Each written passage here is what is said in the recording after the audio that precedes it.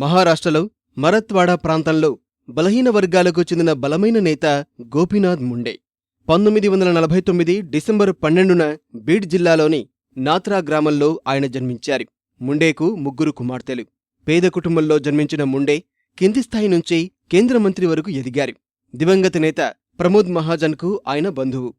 కళాశాల దశ నుంచి ముండే రాజకీయాల్లో క్రియాశీలకంగా ఉండేవారు.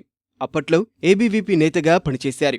మాజీ ప్రధాని ఇందిరాగాంధీ విధించిన అత్యవసర పరిస్థితికి వ్యతిరేకంగా జరిగిన ఆందోళనలో ముండే కీలక పాత్ర పోషించారు. రాష్ట్రీయ స్వయం సేవక్ సంఘ్ ఆర్ఎస్ఎస్లో చేరడం గోపీనాథ్ ముండే జీవితాన్ని మలుపు తిప్పింది. మహారాష్ట్ర భాజపా యువ విభాగం అధ్యక్షుడిగా పనిచేసిన ఆయన ఆ తర్వాత ఎన్నో కీలక పదవులు చేపట్టారు. మహారాష్ట్రలో 5 సార్లు గోపీనాథ్ ముండే ఎమ్మెల్యేగా ఎన్నికయ్యారు. 1980 నుంచి 85 వరకు, 1990 నుంచి 2009 వరకు ఎమ్మెల్యేగా పనిచేసిన ముండే 1992 నుంచి 1995 వరకు మహారాష్ట్ర అసెంబ్లీలో విపక్ష నేతగా ఉన్నారు. భాజపా శివసేన ప్రభుత్వంలో 1995 నుంచి 1999 వరకు మహారాష్ట్ర ఉప ముఖ్యమంత్రిగా ముండే సేవలందించారు. ఇటీవల జరిగిన సార్వత్రిక ఎన్నికల్లో బీడ్ లోక్సభ స్థానం నుంచి 2 లక్షల భారీ మెజార్టీతో గోపీనాథ్ ముండే గెలుపొందారు.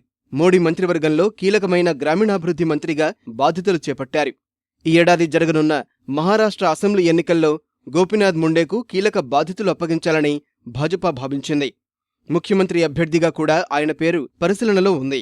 అంతలోనే రోడ్డు ప్రమాదం రూపంలో మృత్యువు ఆయన్ను కబళించింది. ముండే కుమార్తె పంకజ బీడ్ జిల్లాలోని పల్లి నియోజకవర్గ ఎమ్మెల్యేగా ఉన్నారు.